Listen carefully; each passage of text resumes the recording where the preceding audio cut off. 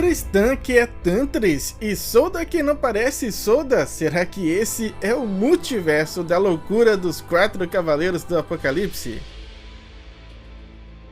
E parece que a gente estava no caminho certo, pois esse último capítulo revelou que a avó de Gawain é sua mestra ou mentora de magia. Ou seja, todas as magias como teletransporte, cancelamento absoluto e outras que Gawain já usou foram ensinadas por essa boneca mágica. Feitiços esses que Merlin usava frequentemente. E com isso acaba sendo impossível não imaginar ou deduzir que essa boneca é uma clara referência à nossa maga do infinito. E não somente isso, mas que também foi a Merlin quem criou esses bonecos, para que eles pudessem criar e proteger Gawain na sua ausência. Nós sabemos que Merlin aprendeu muita coisa com o Gualter original, e que ela chegou até mesmo modificar o corpo do Gualter antes. Então não seria tão surpreendente se ela tivesse experimentado criar bonecos mágicos também.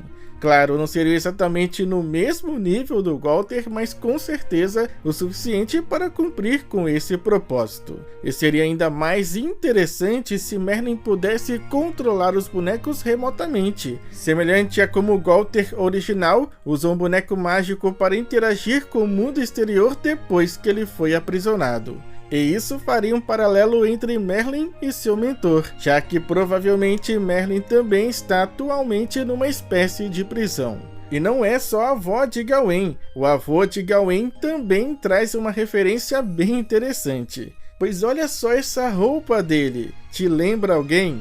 Bom, tenho certeza que todos aí falaram Escanor, pois praticamente é a mesma roupa. Então já pensou, se a avó de Gawain pode usar magia, será que seu avô então? Sunshine! E claro, não podemos esquecer do Dabuzo também, que no capítulo anterior é mencionado ser um grande amigo da sua avó. E nós sabemos que foi a Merlin quem pediu a Dabuzo para criar o Caixão da Eterna Escuridão há 3.000 anos. Então os dois se conhecem há bastante tempo. Fora que eu acredito que tenha sido ela também quem pediu para que ele criasse os tesouros sagrados. Inclusive, a espada de Gawain, que é um pedaço do machado do Escanor, deve ter sido forjado por ele também. Portanto, é muito provável que Merlin pediu a Dabuzo para que ele se tornasse temporariamente o guardião protetor de Gawain. O que também responde à pergunta de como Dabuzo está dentro do Reino Eterno, se existe uma barreira que impede sua entrada ali. E bom, né, se existe alguém que conhece uma forma de burlar a barreira do Reino Eterno, essa pessoa é sem dúvidas a Merlin. E agora vamos ao tema desse vídeo. Esse Tristan é falso ou é a Isolda que não é verdadeira? Ou quiçá nenhum dos dois são? Bem, eu acho que é muito mais simples do que a gente imagina. E para entender, vamos destacar alguns pontos importantes. Primeiro, a altura do Tristan em relação a Isolda, pois Isolda é quase que uma mini gigante, né, com seus quase 2 metros de altura, segundo ali seu databook. Ou seja, ela é muito mais alta do que o Tristan, que tem 1,75 ali antes do time skip. Mas durante esse capítulo, a gente nota que Tristan está mais alto do que Isolda. Principalmente por esta imagem, eu acabei não colocando no nosso review. E a gente sabe que Isolda tem um certo trauma por conta de sua altura, entre aspas, anormal. Portanto, é algo que sempre a incomodou bastante. Segundo ponto está na maneira como o Tristan se comporta. Não é seu jeito típico, né, de se expressar. Apesar dele ter seu lado cavaleiresco, ele sempre foi muito alheio a sentimentos românticos e o amor.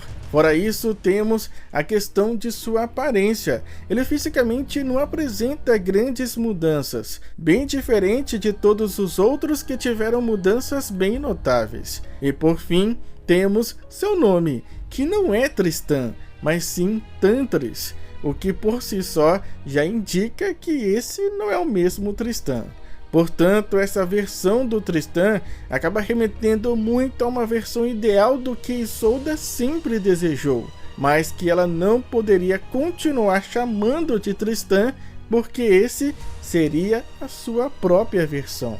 Não que ela não gostasse do Tristan verdadeiro, mas se ele fosse mais alto, mais romântico e que sempre estivesse pronto para salvá-la de todo e qualquer perigo, seria sem dúvidas algo indescritível para ela, o verdadeiro paraíso. Pois todo esse cenário também remete a isso, a donzela em perigo e o cavaleiro dos sonhos surgindo para salvá-la. Então, provavelmente, Isolda não só criou Tristan, mas como também todo esse cenário, onde ele se repete em looping com Tristan salvando ela do perigo e declarando sempre no final todo o seu amor para ela. Ou seja, Isolda teria se rendido às tentações do Reino Eterno, pois isso é algo que o Reino Eterno pode fazer, pois temos como exemplo a Jericó, que criou seu próprio mundo onde existe um Lancelot perfeito para ela. Então ela poderia ter desejado ao Reino Eterno ter um tamanho normal, além de uma aparência mais feminina, delicada, e por um Tristan que fosse perdidamente apaixonado por ela, algo sem dúvidas muito tentador, principalmente para Isolda, pois dentro do Reino Eterno ela poderia ser e ter aquilo que no fundo ela sempre desejou.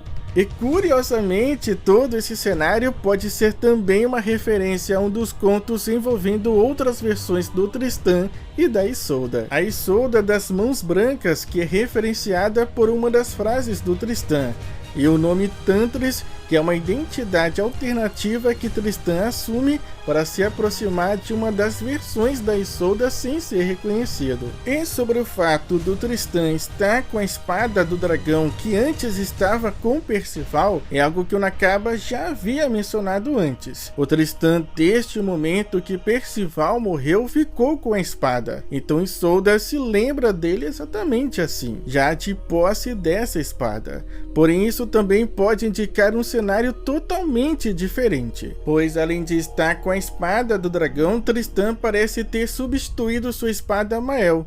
E isso é interessante, porque ambas espadas estavam encantadas por Tétis, e o encantamento da espada Mael era de justamente protegê-lo de feitiços ou técnicas de controle mental. Então, partindo desse pressuposto, todo esse cenário pode ser fruto da imaginação do Tristan, ou melhor, o efeito de uma ilusão criada pelo poder do caos. Onde no fim dessa cena, Tristan percebe que está sozinho, com Isolda desaparecendo bem diante dos seus olhos, e todo aquele cenário caindo na escuridão, pois Tristan estaria revivendo em looping esse cenário aterrorizante, para quebrar totalmente o seu psicológico e despertar nele literalmente o Cavaleiro da Peste. E isso seria até mesmo uma referência ao seu pai e sua mãe, com Meliodas despertando sua fúria ao reviver a morte mais marcante de todas da Elizabeth, a morte de Lys.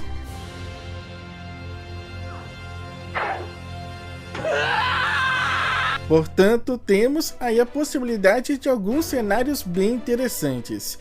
E eu quero saber em qual deles você faz a sua aposta. Comentem, vamos continuar conversando sobre tudo isso aí agora nos comentários até o lançamento do nosso próximo vídeo. Muito obrigado, falou, fui, é nóis!